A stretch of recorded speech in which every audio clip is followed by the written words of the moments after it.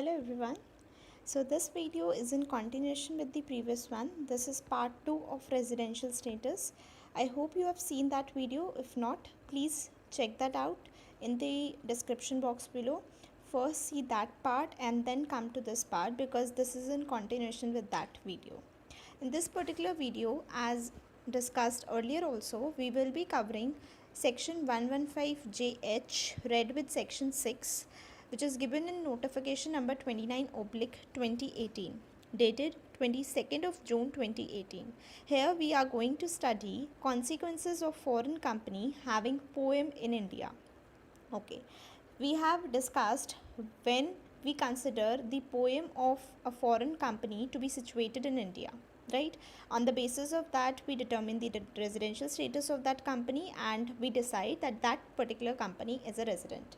Now, when we know that a company has become a resident of India on account of POEM, so what will be the consequences, what will be the modifications, adaptations that we need to make in order to study the provisions. So this is governed by section 115JH.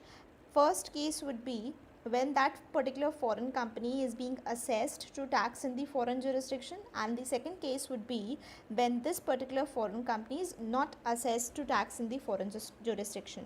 So when I say the first one, it is further divided into two parts. One, when that particular company has to take into account depreciation for the purpose of computing its taxable income, and second one, when that particular company is not required to take into account the depreciation for the purpose of computing its taxable income. So in the first case, when it has to take into account the depreciation, so what would be the written down value of that particular asset which is taken as depreciated as per the foreign jurisdictional taxation laws. So in that particular case, as per the tax record, whatever is the WDV of the depreciable asset as on the closing date, or we can say as on the first date of the previous year, which we consider in India as the first day of the previous year, which is 1st of April, that date, whatever is the value of that asset as per the tax records of that country in the foreign jurisdiction, that will be adopted as the WDV for the previous year in India. I hope we are clear with this. Now, second one is when depreciation is not required to be taken into account. So in this case, you will take the WDV as calculated even though the asset was, as though you will consider it as though it was installed, utilized, and the depreciation was actually allowed as per the provisions of the laws of that foreign jurisdiction. So if this particular machinery or whatever the asset is was being depreciated, so what would have been the value of this asset, what would have been the WDV of that asset, that WDV we are going to consider as that for our country. I hope we are done with this as well. Now, second case is when the foreign company is not assessed to tax in the foreign jurisdiction. When it is not assessed to tax, in that case there will be no tax record. So you will have to consider the value which is appearing in the books of accounts of the company. Whatever WDV of the depreciable asset is appearing in the books of accounts, you have to take that into consideration. Correct. Third case, अगर foreign company assess to tax है in the foreign jurisdiction, तो जो भी आपके unabsorbed losses हो सकते हैं, unabsorbed depreciations हो सकते हैं, जैसे कि इंडिया के अंदर होते हैं, so in that particular case what will you do to that unabsorbed depreciation और brought forward loss?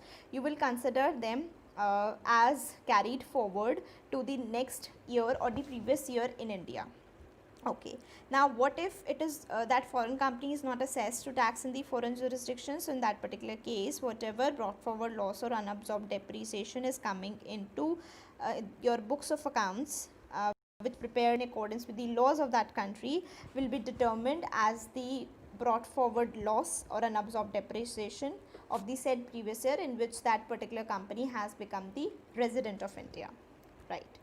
I hope you are comfortable with English as well. I forgot to while speaking in the flow, I forgot to speak in Hindi. So now I will speak in Hindi. Now third point हमने cover कर लिया, जिसमें हमने देख लिया कि अगर assessed tax होती है तो क्या होगा, नहीं होती है तो क्या होगा. Next one is if the brought forward loss और unabsorbed depreciation of the foreign company, जो हमने अभी कैलकुलेट किया, either in case the company is being assessed to tax in the foreign jurisdiction और नॉट, उस पर्टिकुलर केस में आप उसको कब तक कैरी फॉरवर्ड कर सकते हो इंडिया के अंदर. सो इफ़ अगर आपको कोई लॉस या अनऑब्जर्व डेप्रिसिएशन था जो 2016-17 में हुआ था, तो आप उसको कितने साल तक कैरी फॉरवर्ड कर सकते हो, बैलेंस रिमेनिंग और बैलेंस ईयर्स तक कैरी फॉरवर्ड कर सकते हो जितने भी बचे हैं. फॉर एग्जांपल 2016 का लॉस था, तो अगर आपका रेजिडेंशियल स्टेटस रेजिडेंट आया है इन द ईयर 1920, तो उस केस में आप नेक्स्ट जो भी आपके रिमेनिंग असेसमेंट ईयर्स हैं, वैसे टोटल जो होता है वो 8 असेसमेंट ईयर्स के लिए कैरी फॉरवर्ड अलाउड होता है बिजनेस लॉस का. राइट, अब इसको कैरी फॉरवर्ड आप कर सकते हो 8 असेसमेंट ईयर्स के लिए, लेकिन that 8 assessment years will start from which year. Assessment year 17-18 से स्टार्ट हो जाएगा. अगर असेसमेंट ईयर 16-17 का कोई लॉस था, तो असेसमेंट ईयर 17-18 से आप 8 ईयर्स काउंट करोगे for setting off that loss और carry forward of that loss. Right, so basically you have to remember कि जो भी रिमेनिंग पीरियड होता है उसमें आपका वो कैरी फॉरवर्ड और सेट ऑफ होता है.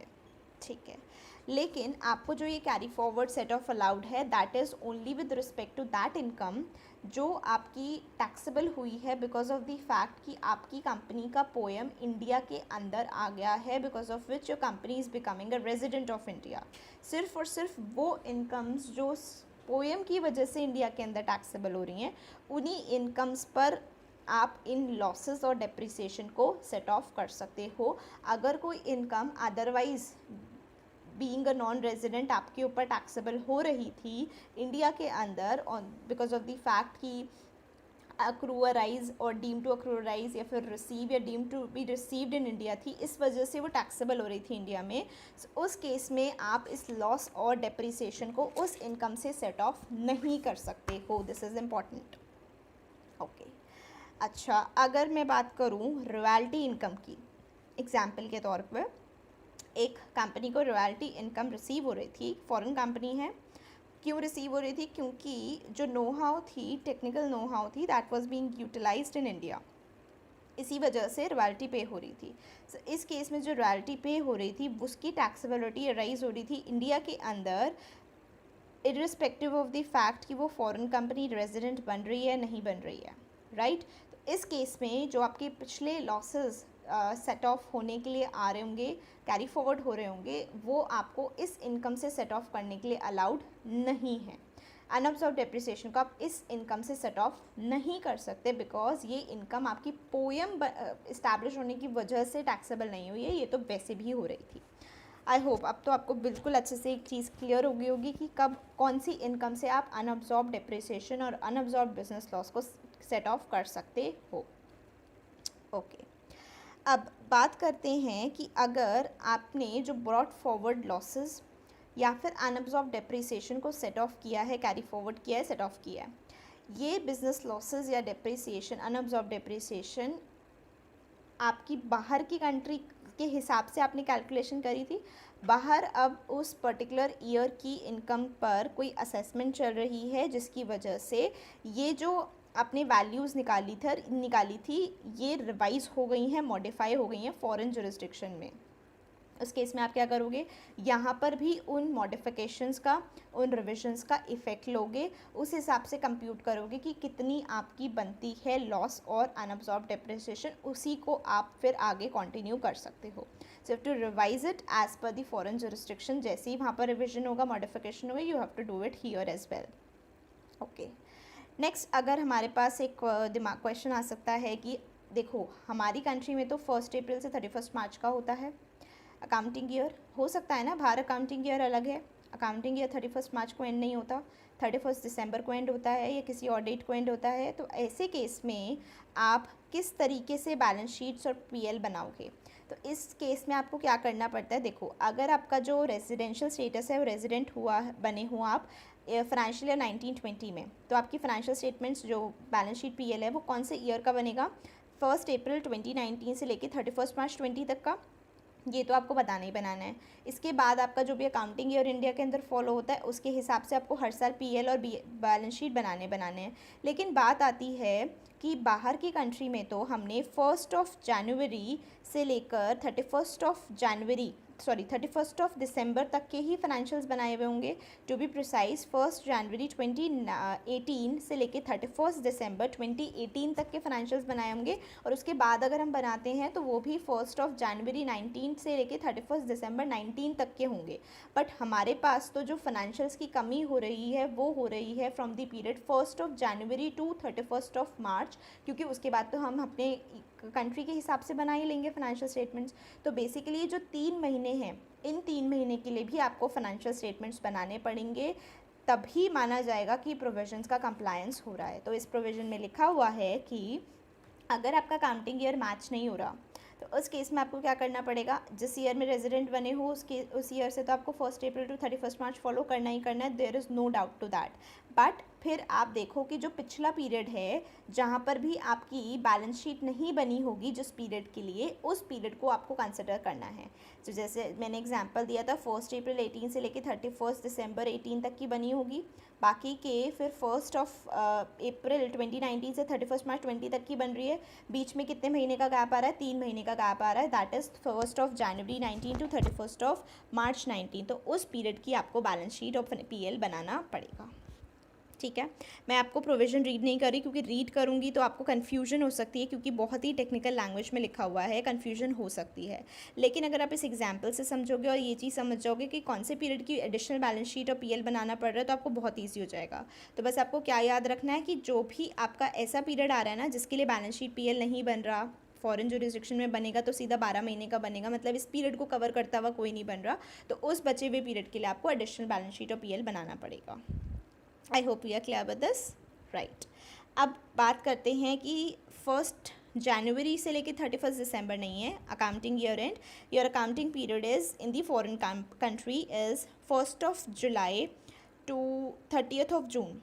इस केस में क्या होगा, 1 जुलाई से लेकर 30 जून की अगर मैं बात करूं तो मान लेते हैं फाइनेंशियल ईयर 1920 के अंदर रेजिडेंशियल स्टेटस रेजिडेंट आ रहा है किसी भी फॉरेन कंपनी का, तो उसको 1 अप्रैल 19 से लेकर 31 मार्च 20 तक के फाइनेंशियल्स तो बनाने ही पड़ेंगे और उसके बाद के भी बनाने ही पड़ेंगे। बिल्कुल ठीक बात है, जब भी वो रेजिडेंट है।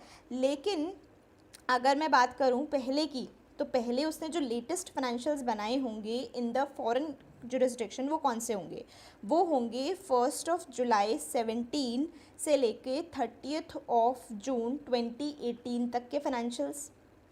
ठीक है, इसके बाद अगर वो बनाएगी तो कब से बनाएगी, 1 जुलाई 2018 टू 30 जून 2019 के बनाएगी। अब 30 जून 2019 तो हमारे 1 अप्रैल 19 से लेके 31 मार्च 20 वाले पीरियड के अंदर आ गया। तो इसीलिए हमें देखना पड़ेगा कि कितने पीरियड के फाइनेंशियल्स हैं जो हमें और बनाने की ज़रूरत है। तो हमें जो फाइनेंशियल्स बनाने हैं वो 31 मार्च 19 तक की डेट वाले चाहिए। ठीक है, अब फर्स्ट डे कौन सा लें, फर्स्ट डे जहाँ से 31 मार्च 19 तक की फाइनेंशियल्स बनने वाले हैं वो कौन सी डेट लें, तो वो लेने का तरीका बहुत इजी है। आपके जो प्रीवियस फाइनेंशियल्स बने होंगे इन दी फॉरेन जुरिस्डिक्शन वो बने होंगे 30 जून 2018 तक, राइट। और उसके बाद जो बनेंगे वो 30 जून 19 तक बनेंगे। तो 19 वाला तो हम नहीं लेंगे क्योंकि वो हमारे रेजिडेंशियल स्टेटस जिस साल में रेजिडेंट हुआ उस वाले फाइनेंशियल पीरियड में कवर हो रहे हैं ऑलरेडी। तो हमें कौन सा वाला ईयर लेना पड़ेगा, हमें ईयर और मंथ वो वाला लेना पड़ेगा जहाँ पर फाइनेंशियल्स नहीं बने होंगे। तो हमें 1 जुलाई 2018 से लेकर 31 मार्च 2019 तक के फाइनेंशियल्स बनाने पड़ेंगे और 1 अप्रैल 2019 से लेकर 31 मार्च 2020 के फाइनेंशियल्स बनाने पड़ेंगे और उसके बाद जब भी पोएम इस्टेब्लिश होगा जिस ईयर में उस ईयर के financials. I hope we are clear with this. अगर आपको इसमें कोई भी डाउट है तो आप इस वीडियो को स्लो स्पीड में भी सुनना, कोई भी डाउट आता है तो, अगर आपको ये स्पीड फास्ट लगी तो। और अगर आपको फिर भी कोई डाउट आता है तो प्लीज़ मुझे बताना, मैं इसको और डिटेल में इलेबोरेट करके एग्जांपल्स वगैरह लेकर बार बार एक्सप्लेन कर सकती हूँ, क्योंकि ये प्रोविज़न इतना डिफ़िकल्ट है नहीं। बट लेकिन जब हम प्रोविज़न को पढ़ते हैं without understanding with the example तो वो समझ नहीं आता है।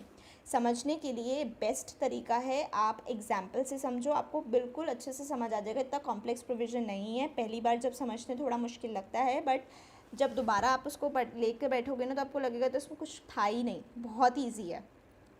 हो सकता है आपको ये 1 जुलाई से 30 जून वाले पीरियड में थोड़ी प्रॉब्लम आई हो, मैं उसको फिर से एक्सप्लेन कर देती हूँ। सबसे पहले आपको इस टाइप के क्वेश्चंस के लिए कि कौन सा पीएल बनना है, कौन सा बैलेंस शीट किस ईयर का बनना है, कितने टर्म का बनना है, वो देखने के लिए सबसे पहले क्या करो, जिस भी साल में रेजिडेंशियल स्टेटस रेजिडेंट आ रहा है ना, उस साल का पीरियड आप लिख लो। 1 अप्रैल 2019 से लेकर 31 मार्च 20 तक के फाइनेंशियल्स तो मुझे बनाने हैं, ठीक है। अब देखो कि जो फाइनेंशियल स्टेटमेंट्स फॉरेन जुरिस्डिक्शन में बनी होंगी वो कौन से पीरियड की बनी होंगी, वो लिख लो साइड में। फॉर एग्जांपल 1 जुलाई 2017 से 30 जून 2018 तक की एक फाइनेंशियल्स बने होंगे, और उसके बाद भी अगर मैं गिनूँ तो 1 जुलाई 2018 से 30 जून 2019 तक के फाइनेंशियल्स बनेंगे, इसी तरह से बनते आ रहे हैं। बट जो सेकंड वाले मैंने बोले 1 जुलाई 2018 से 30 जून 2019, इसमें जो 30 जून 19 वाला पीरियड आ रहा है, इसमें अप्रैल टू 30 जून तो मेरा ऑलरेडी उस फाइनेंशियल पीरियड में कवर हो रहा है जिस फाइनेंशियल पीरियड में ये कंपनी रेजिडेंट ऑफ इंडिया मानी गई है, करेक्ट। तो अब मुझे क्या करना पड़ेगा, मुझे वो पीरियड निकालना है जहाँ पर ये कंपनी रेजिडेंट ऑफ इंडिया नहीं थी, लेकिन बाहर के फॉरेन जुरिस्डिक्शन के हिसाब से फाइनेंशियल्स बना रही थी और वो पूरे नहीं बना पाई। तो 1 जुलाई 2017 से 30 जून 2018 तक तो पूरे बना लिए, उसमें मुझे कोई प्रॉब्लम नहीं आई, हटा दो। उसके बाद वाला पीरियड लिख लो 1 जुलाई 2018 टू 31 मार्च 2019, क्योंकि 31 मार्च 2019 तक ही उसका स्टेटस नॉन रेजिडेंट था, उसके बाद तो वो रेजिडेंट हो गई। तो ये वाली आपको एडिशनल 9 मंथ्स की फाइनेंशियल स्टेटमेंट्स बनाने पड़ जाएंगे in case your POEM gets established into India.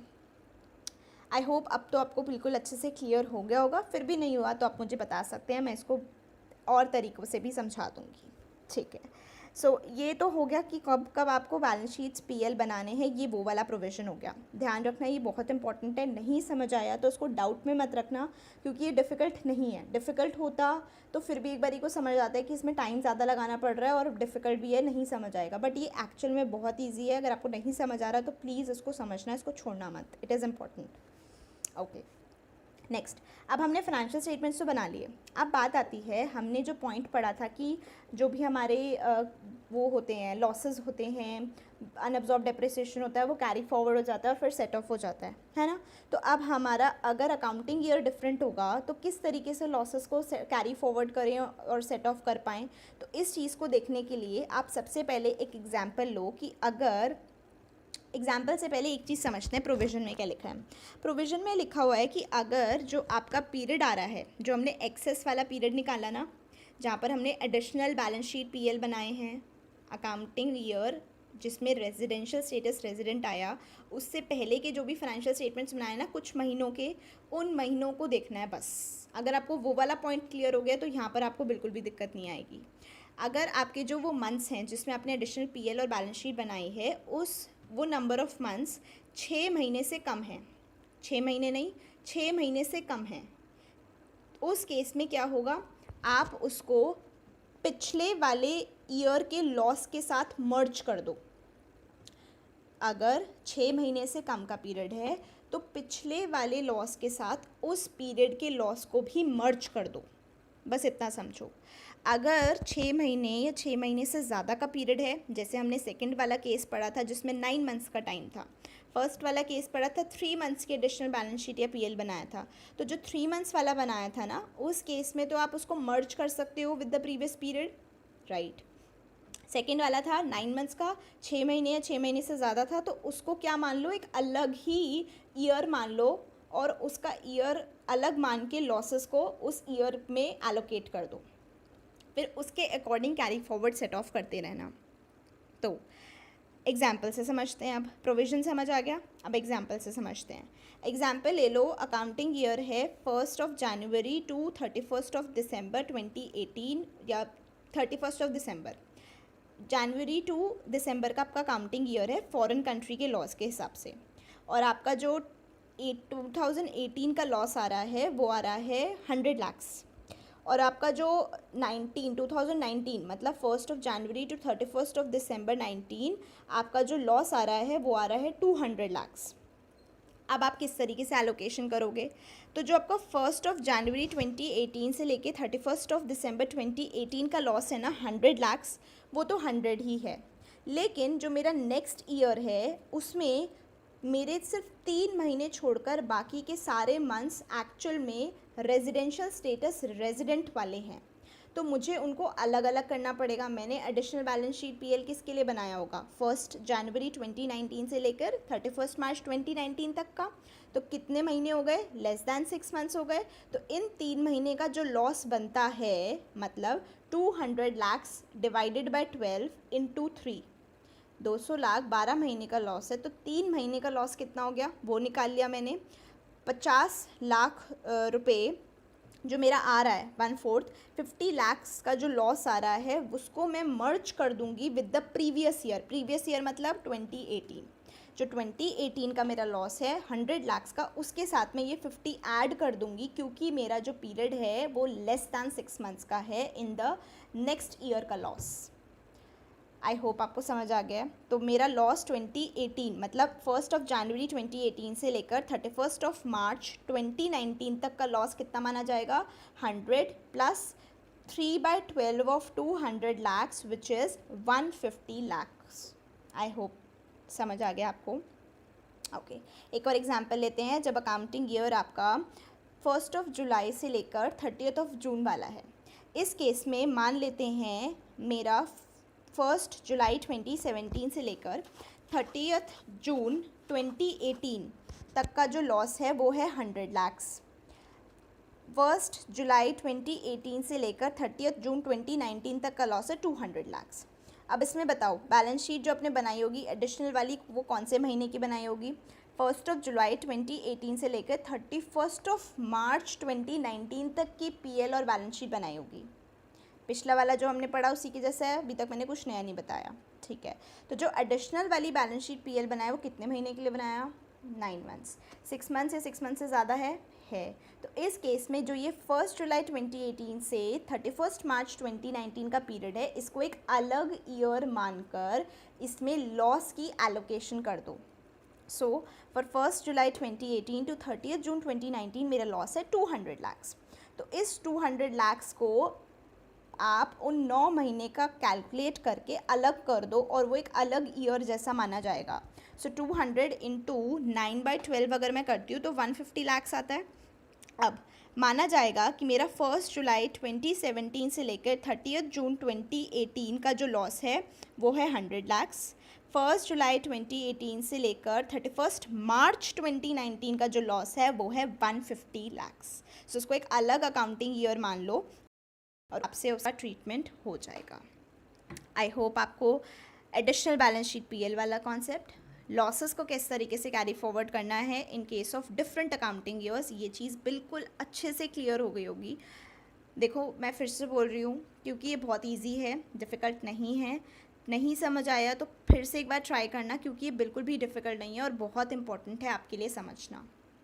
फिर से एग्जाम्पल्स के थ्रू समझने की कोशिश करना, इसको 3-4 बार सुनना और जो जो चीज़ मैं साथ बोल रही हूँ उसको साथ साथ अपने पास नोट करना। अगर आपके पास ये वाला मॉड्यूल ये वाले एग्जाम्पल्स नहीं है तो उसको साथ साथ नोट करना अपने हाथ से। जब अपने हाथ से नोट करोगे और बार बार सुनोगे ना तो आपको ये पक्का समझ आ जाएगा because it is very very very easy. Okay, still you have some doubts, do let me know about it. Okay, next जो इम्पोर्टेंट बात आपको समझनी है वो ये समझनी है कि अगर हमने बहुत सारी जगह पर प्रोविजंस पढ़े होते हैं कि ये प्रोविज़न एप्लीकेबल है टू अ फॉरेन कंपनी, ये प्रोविज़न एप्लीकेबल है टू अ रेजिडेंट कंपनी, तो इस केस में अब एक बात बताओ, यहाँ पर तो कंपनी फॉरेन कंपनी भी है लेकिन साथ ही साथ बिकॉज ऑफ पोएम उसका जो प्लेस ऑफ इफेक्टिव मैनेजमेंट है वो इंडिया में आने की वजह से वो कंपनी रेजिडेंट ऑफ इंडिया भी बन गई। तो अब इस केस में रेजिडेंट वाले प्रोविजंस लगाए जाएं इस फॉरेन कंपनी के ऊपर या फिर फॉरेन कंपनी वाले प्रोविजंस लगाए जाएं। सो इस पर्टिकुलर केस में सिंस ये दोनों बन गई तो कन्फ्यूजन राइज होगी। तो इस कन्फ्यूजन को दूर करने के लिए प्रोविज़न दिया हुआ है जिसमें बोला हुआ है कि ऐसा मानो कि ये फॉरेन कंपनी है। जहाँ पर भी आपके पास दोनों प्रोविजंस कॉन्ट्राडिक्ट कर रहे हों, कॉन्फ्लिक्ट कर रहे हों, तो उस केस में आप मान के चलोगे कि ये फॉरेन कंपनी है। जो रेट्स फॉरेन कंपनी पर लगते हैं आप वही रेट्स इस पर लगाओगे। तो इसके लिए मैं आपके लिए एक इलस्ट्रेशन रीड कर देती हूँ। The withholding tax obligation on payment of works contract by a resident in India to such foreign company deemed to be a resident in India on account of poem shall be governed by the provisions of section 195। क्यों? क्योंकि foreign company है। As against section 194C। 194C मत लगा देना, क्यों? क्योंकि ये resident है, नहीं, foreign company. Section 195 being a specific section to foreign company shall prevail over section 194C। The rate of income tax as applicable to a foreign company, currently 40%, shall continue to apply even though the tax status of the foreign company changes from non-resident to resident on account of poem. Hence, if a resident in India awards a works contract to a foreign company having poem in India, then resident shall deduct TDS at the rate 40% under section 195 on payment made to a foreign company। I hope ये point भी आपको clear हो गया होगा। अच्छा, the foreign company shall be entitled to relief or deduction of taxes paid in accordance with the provisions of section 90 और section 91 of the act. Section 90 और 91 आपके डबल टैक्सेशन अवॉइडेंस अग्रीमेंट्स वाले सेक्शंस हैं, जो टॉपिक हम इसी week में cover करने वाले हैं, I guess on Thursday. Yes, on Thursday we are going to cover up DTAA topic. उसमें हम ये सेक्शंस डिटेल में पढ़ेंगे, जहाँ पर अगर आपकी इनकम दो कंट्रीज़ के अंदर टैक्स हो रही होती है, there is a double taxation on single income, so उस केस में कुछ रिलीफ्स मिलते हैं। तो ये सेक्शन वहाँ पर डिटेल में कवर करेंगे। तो ये फॉरेन कंपनी को भी, सिंस यहाँ पर भी टैक्सेशन लग रहा है उस कंपनी पे on account of being a resident, और दूसरी कंट्री में भी टैक्सेशन लग रहा है क्योंकि फॉरेन कंपनी है, वहाँ पे भी टैक्स दे रही है, तो इसलिए उसको रिलीफ किस तरीके से मिलेंगे एज पर सेक्शन 90 एंड 91। ठीक है, अब फिर से मैं याद करवा रही हूँ क्योंकि ये इंपॉर्टेंट चीज़ है कि जो भी हमने एक्सेप्शंस, मॉडिफिकेशंस, अडैप्शंस पढ़ी हैं, ये सभी अप्लाई नहीं होंगी उन पर्टिकुलर इनकम्स पर जो वैसे भी आपकी इंडिया के अंदर टैक्सेबल हो रही थी, even though you were not the resident of India. ठीक है, any transaction of the foreign company with any other person or entity under the act shall not be altered only on the ground that the foreign company has become the Indian resident। पहले अगर कोई contract हुआ या कभी भी कोई contract हुआ है किसी फॉरेन कंपनी के साथ, तो उसको आप चेंज नहीं कर दोगे कि अब ये तो रेजिडेंट बन गई तो रेजिडेंट के हिसाब से प्रोविजंस लगाने पड़ेंगे, नहीं। फॉरेन कंपनी ट्रीट करके वो हुए थे, आपके ट्रांजैक्शंस हुई थी, तो वो फॉरेन कंपनी के ही रिस्पेक्ट में होंगे। इसके लिए एग्जांपल क्या है? इसके लिए एग्जांपल है कि जब भी किसी फॉरेन कंपनी के शेयर्स हैं, वो फॉरेन कंपनी जो कि रेजिडेंट बन चुकी है पोएम की वजह से, वो शेयर्स किसी नॉन रेजिडेंट एंटिटी ने होल्ड कर रखे हैं, अब वो क्या कर रही है, उनको इंडिया से बाहर ट्रांसफ़र कर रही है, तो इस केस में ये नहीं माना जाएगा कि किसी रेजिडेंट कंपनी के शेयर्स ट्रांसफ़र हुए हैं तो इनकम टैक्सेबल हो जानी चाहिए इंडिया में। क्यों? क्योंकि इनकम अक्रूअराइज हो गई इंडिया में, नहीं। वो फॉरेन कंपनी के शेयर्स हैं तो फॉरेन कंपनी के ही शेयर्स रहेंगे। आप उसको इस बात पर ऑल्टर नहीं कर सकते बाद में कि जो पहले ट्रांजैक्शन हुई थी वो गलत थी, अब तो ये रेजिडेंट बन गई तो अक्रूअराइज वाले प्रोविजंस इसको इस पर लग जाएंगे, नहीं, ऐसा बिल्कुल भी नहीं होगा, उसको ऑल्टर नहीं किया जाएगा। अनलेस एंड अनटिल ऐसा केस है जैसा वोडाफोन का हमने पढ़ा हुआ है। अगर आपको वोडाफोन केस के बारे में भी समझना है और उसकी भी वीडियो चाहिए तो मुझे आप बता सकते हैं। अभी तक मेरा कोई प्लान नहीं है, बट स्टिल अगर आपको उसकी वीडियो चाहिए तो आप मुझे बता सकते हैं, मैं अपलोड करने की कोशिश करूँगी इन दी कमिंग वीक। इसमें हमने वोडाफोन केस में पढ़ा है ना कि अगर सब्सटैंशियल एसेट्स वाला टेस्ट मीट आउट कर जाते हैं तो उस केस में वो माने जाते हैं कि वो इंडियन कंपनी के ही शेयर्स हैं, तो जो provisions shares of Indian company पर लगते वो उस पर भी लग जाएंगे। अगर वैसा केस नहीं है, उसके अलावा वाला है, तो आपको ट्रांजैक्शंस को ऑल्टर करने की ज़रूरत नहीं है ऑन अकाउंट ऑफ पोएम, अगर कोई कंपनी फॉरेन कंपनी से रेजिडेंट कंपनी बनती है तो। ओके, अब एक चीज़ हमें समझ आई गई है कि कोई भी प्रोविजंस हैं जिन पर फॉरेन कंपनी वाले प्रोविजंस लगने हैं और रेजिडेंट वाले भी लग रहे हैं, तो आप फॉरेन कंपनी वाले लगाओगे, चाहे फिर वो रेट ऑफ इनकम टैक्स हो, सरचार्ज हो, वगैरह वगैरह, सभी सारे के सारे प्रोविजंस आप उनको एज इट इज़ लगाओगे। जो आपकी इनकम पहले भी टैक्सेबल हो रही थी उसको अभी भी टैक्सेबल किया जाएगा, उस पर कोई फ़र्क नहीं पड़ेगा इन चेंजेस का, इन सेक्शन का 115JH का, वो एज़ इट इज़ वैसी की वैसी ही रहेंगी। ये कुछ इंपॉर्टेंट चीज़ें हैं जो हमें याद रखनी बहुत ज़्यादा ज़रूरी हैं। तो हमने ये सारे के सारे प्रोविजन, सारे के सारी डिटेल्स कवर कर ली हैं। Still you have any doubt to let me know about it. If you have any suggestions for improvement, do let me know about it. You can get the link of other videos that have been uploaded on the channel in the description box below. You can refer to that. Also, if you have any doubt, you can just comment below. I will try to solve your doubts. And if you want any other topic videos, do let me know about it. Thank you for watching, guys. I'll see you in the next video. Bye bye.